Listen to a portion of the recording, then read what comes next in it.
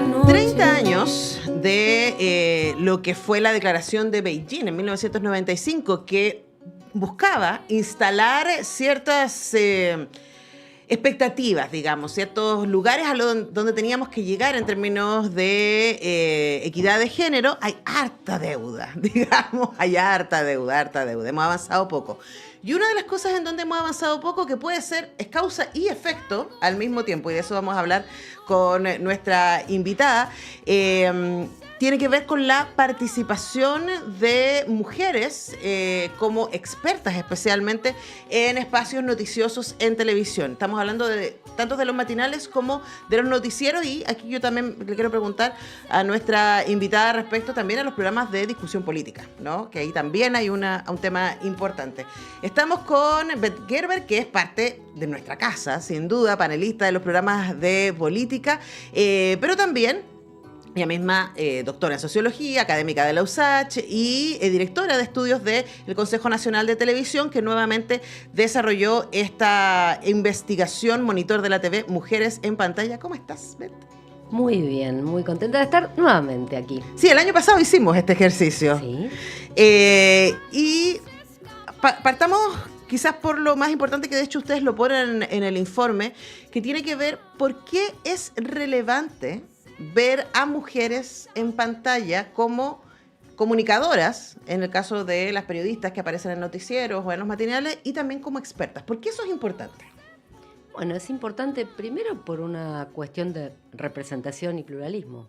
En los medios les compete, creo, la televisión abierta, en este caso nosotros nos referimos específicamente a la televisión abierta, que es un agente importantísimo como socializador, un agente socializador importantísimo. Les compete también representar a la sociedad de manera, diría yo, comillas, realista. ¿Qué es realista? A ver, las mujeres somos la mitad de la población. En este sentido, tendrían que estar representadas tanto como voceras, expertas, especialistas, políticas, en fin, en los distintos roles que tienen en la vida actual.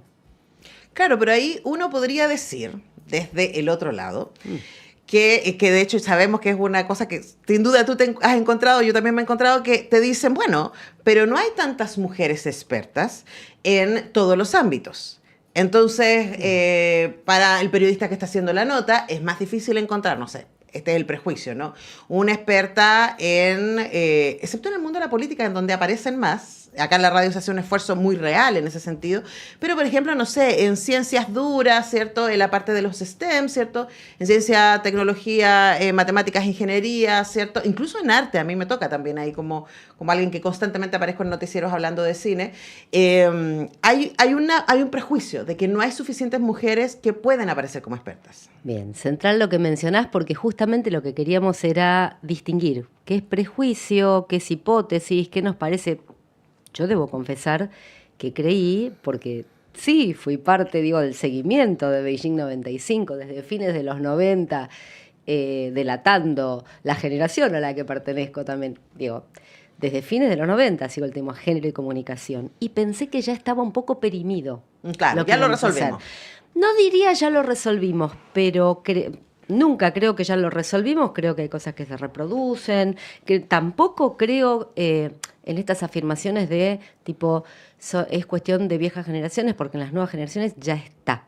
Y no están cuestiones tan preocupantes como la violencia de género, como la distribución desigual de responsabilidades, pero sobre todo la violencia de género, ¿no? Uh-huh. Si decimos ya está, estamos hay que alarmarse, porque no está. Y bueno, porque las nuevas generaciones reproducen y está medido. Con cada 8M aparecen ciertas voces masculinas, sin duda, que dicen, bueno, pero si ya lo resolvieron, ya tienen todos sus derechos, ya está puesto ahí, ¿para qué siguen marchando? Y es como, pero quería preguntarte respecto... No lo resolvieron porque tenés hasta, muchísimos programas de violencia en el pololeo, no por nada, y claro, eso es nuevas generaciones. Pero bueno, vamos a lo específico de los medios. Dijimos, vamos a medir, en vez de ir por el prejuicio. Me parece que están más parejas, me suena que, no A ver, superemos el me Claro, parece. vamos al dato. Y claro, dato mata relato, medimos el minutaje. ¿Cuántos minutos ocupan las voces de mujeres y de hombres en matinales y noticieros? ¿Por qué matinales y noticieros? Porque concentran la mayor cantidad de audiencia y también la mayor cobertura en televisión. Las personas, tenemos la encuesta nacional de televisión que hicimos en el 2024, se hace cada 3 años, y constatamos que, si bien aumentó, y todos lo sabemos también en sentido común, muchísimo el consumo de redes como fuente informativa, el 70% de las personas encuestadas en Chile, en una muestra nacional muy grande de todas las regiones, señala que se informa principalmente por redes sociales. Pero Hay el un montón. 68%, Sí. el 68% por los noticieros de tele abierta. O sea, es tan parejo todavía. Mentira que ya la tele no corre como fuente informativa cuando te estoy diciendo casi el 70-70. Parejo. Ujú.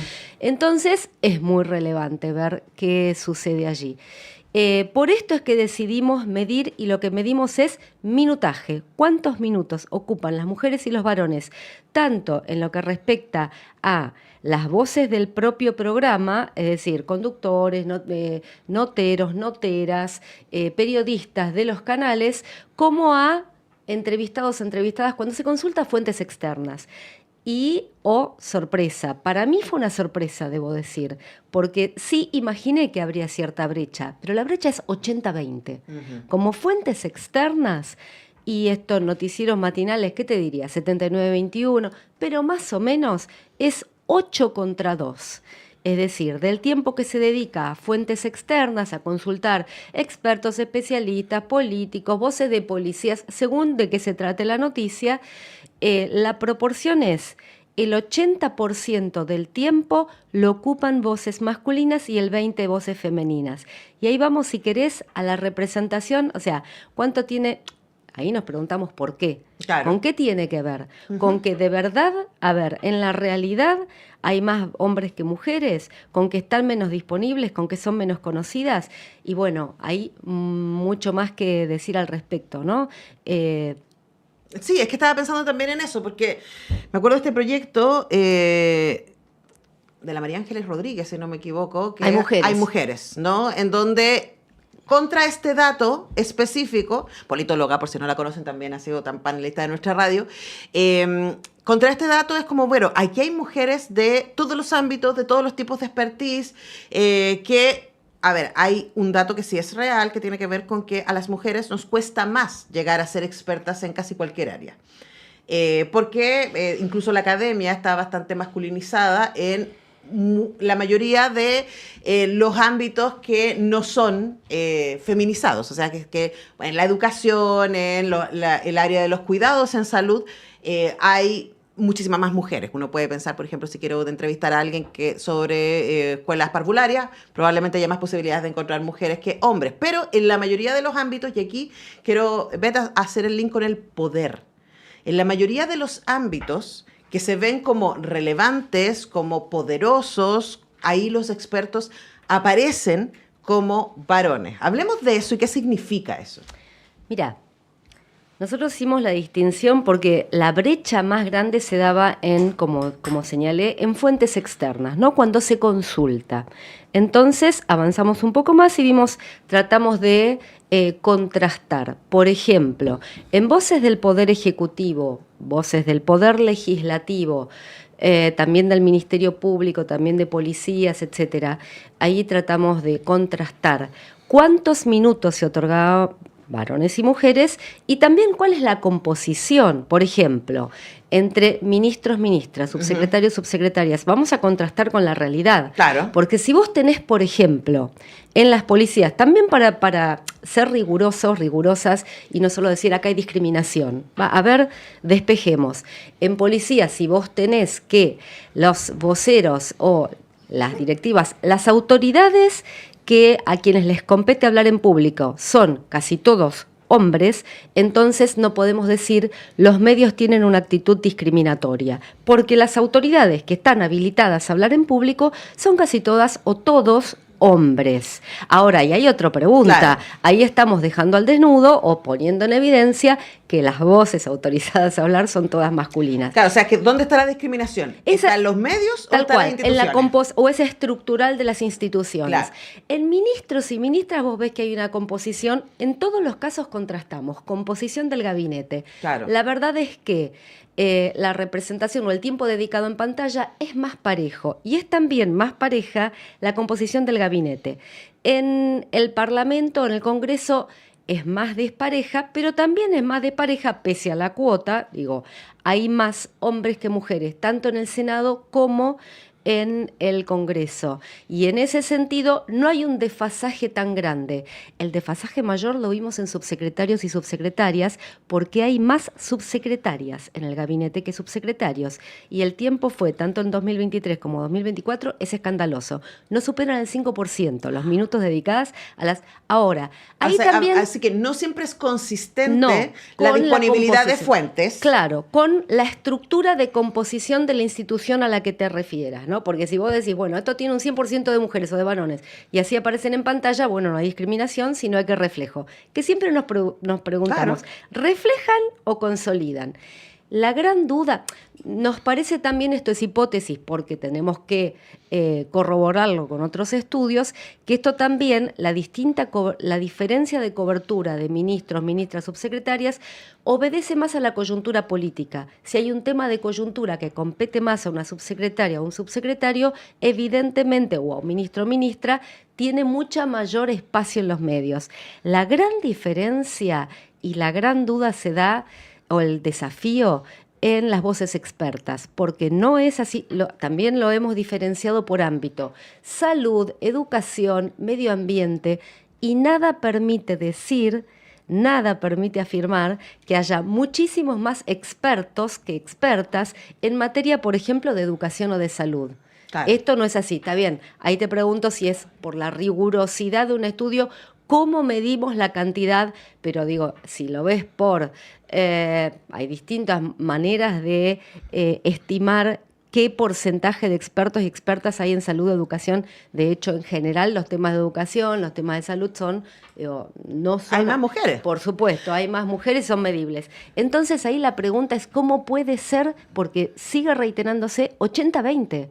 No es que en STEM, como dijiste vos, en las materias propias, en donde hay más física, hombres, etcétera, claro. en donde ha aumentado también en los últimos años muchísimo la cantidad de estudiantes mujeres y de egresadas y de buenos resultados de las mujeres.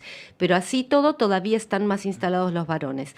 Pero en todos los ámbitos nos da aproximadamente 8-2. Entonces te preguntas ahí, ¿qué pasa con las agendas de producción de los programas? Sí, ahí de hecho a mí me pasa también como fuente que las y los periodistas que a mí me ubican para las notas de cine, por ejemplo, son periodistas que tienen muy claro y que me han dicho, sí, yo te busqué a ti porque necesitaba una mujer.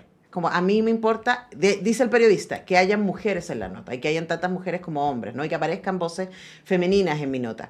Pero también pienso ahí en la independencia que puede tener un periodista o la mirada editorial que puede tener un medio respecto a esto. ¿Por qué?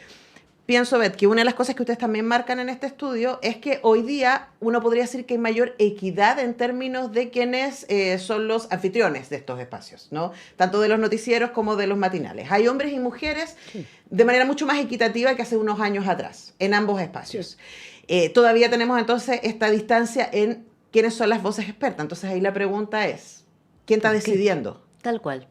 ¿Quién está decidiendo y en función de qué agendas? Y antes de ver...